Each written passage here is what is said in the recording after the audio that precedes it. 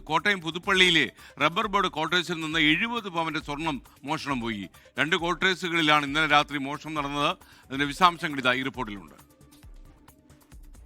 പുതുപ്പള്ളിയിലെ rubber board ആസ്ഥാനത്തെ ഉദ്യോഗസ്ഥരുടെ ക്വാർട്ടേഴ്സിലാണ് മോഷണം നടന്നത്. ഇന്നലെ രാത്രിയിൽ മുറികൾ കുത്തിത്തുറന്ന് സ്വർണവും പണവും മോഷ്ടിക്കുകയായിരുന്നു. 2 ക്വാർട്ടേഴ്സുകളിൽ നിന്നാണ് സ്വർണം നഷ്ടമായിരിക്കുന്നത്. മറ്റ് 2 ക്വാർട്ടേഴ്സുകളിൽ മോഷണശ്രമം നടന്നിട്ടുണ്ട്.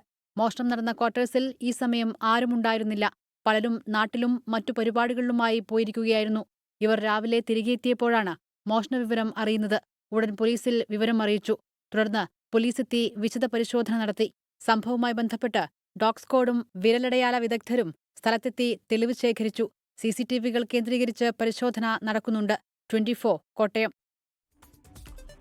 കോട്ടയം റബ്ബർ ബോർഡ് ക്വാർട്ടേഴ്സിലെ മോഷണത്തിൽ പോലീസ് സീരിയസ് ആയിട്ട് അന്വേഷണം തുടങ്ങിയിട്ടുണ്ട്. കൂടുതൽ വിവരങ്ങൾ നൽകാൻ കോട്ടയത്ത് നിന്ന് ടോബി ജോൺസൺ ചേരുന്നുണ്ട്. ടോബി, വല്ല സൂചനയും കിട്ടിയോ മോഷ്ടാക്കളെ കുറിച്ച്? കാരണം ഇന്നത്തെ വിലയ്ക്ക് വലിയ ഒരു വിലയുണ്ടല്ലോ അതിന്.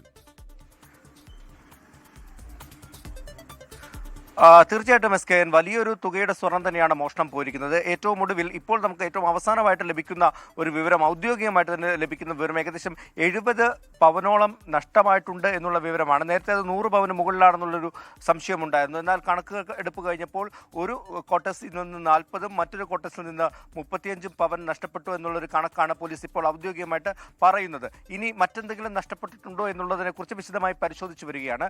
റബ്ബർ ബോർഡിന്റെ പുതുപ്പള്ളിയിലുള്ള ഒരു ആസ്ഥാനമുണ്ട്. അവിടെ ഒരു ക്വാർട്ടേഴ്സുകളാണ്, ഉദ്യോഗസ്ഥർ താമസിക്കുന്ന സ്ഥലമാണ്, പ്രധാനപ്പെട്ട റബ്ബർ ബോർഡിന്റെ ഓഫീസ് ഇരിക്കുന്ന പ്രദേശമാണ്. അത് നല്ല സെക്യൂരിറ്റിയൊക്കെ ഉള്ള, ഒരുപാട് സുരക്ഷാ ഉദ്യോഗസ്ഥരൊക്കെ ഉള്ള ഒരു പ്രദേശമാണ്.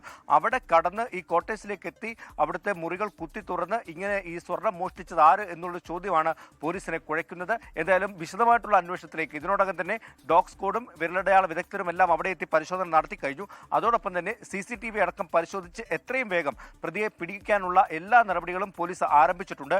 ഈ ജില്ല വിട്ട് പ്രതി പോകാതിരിക്കാനുള്ള എല്ലാ നടപടികളും ഇതിനോടകം തന്നെ സ്വീകരിച്ചിട്ടുണ്ട്. റെയിൽവേ സ്റ്റേഷനിലും ബസ് സ്റ്റാൻഡിലുമൊക്കെ വിശദമായിട്ടുള്ള പരിശോധനകൾ നടത്തുന്നുണ്ട്. വാഹന പരിശോധനകളിലേക്ക് കടന്നിട്ടുണ്ട്. അങ്ങനെ പ്രതിയെ പിടികൂടാനുള്ള, അല്ലെങ്കിൽ ഒന്നിലധികം പ്രതികളുണ്ടോ എന്ന് പോലും പോലീസിന് ഇപ്പോൾ ഒരു വ്യക്തത ലഭിച്ചിട്ടില്ല.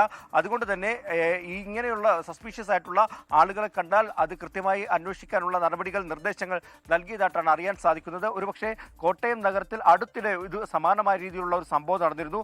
ഒരു ഫ്ളാറ്റിൽ കയറി, ഒരു വില്ലയിൽ കയറി, അവിടുത്തെ വില്ലയിൽ നിന്നും ഏകദേശം 50 പവനോളം മഹാരാഷ്ട്രയിൽ നിന്നും വന്ന ഒരു മോഷ്ടാവ് മോഷ്ടിച്ചുകൊണ്ട് പോയി. ആ പ്രതിയെ 1 മാസം കൊണ്ട് തന്നെ പോലീസിനെ പിടികൂടാൻ സാധിച്ചു. എന്നാൽ അതിന് തൊട്ടു പിന്നാലെയാണ് ഇത്രയും വലിയ പവൻ സ്വർണം കോട്ടയത്ത് നിന്ന് തന്നെ നഷ്ടമാകുന്നത്. അതും ഇത്രയും സെക്യൂരിറ്റിയൊക്കെയുള്ള റബ്ബർ ബോർഡ് ക്വാർട്ടേഴ്സിൽ നിന്നും പോയി എന്ന് പറയുമ്പോൾ അത് ഞെട്ടിക്കുന്ന ഒരു സംഭവമാണ്. അതുകൊണ്ട് തന്നെ എത്രയും വേഗം പിടികൂടാനുള്ള, ഈ പ്രതികളെ പിടികൂടാനുള്ള നടപടികളിലേക്ക് പോലീസ് കടന്നു എന്നാണ് നമുക്കിപ്പോൾ മനസ്സിലാക്കാൻ സാധിക്കുന്നത്. SKN, ലോകത്തെവിടെയായാലും ഏത് സമയത്തും 24 വാർത്തകളും ഓഗ്മെന്റഡ് റിയാലിറ്റി പാക്കേജുകളും എക്സ്പ്ലെയിനറുകളും വിശദമായി കാണാൻ ഞങ്ങളുടെ YouTube ചാനൽ നിങ്ങൾക്ക് സബ്സ്ക്രൈബ് ചെയ്യാം.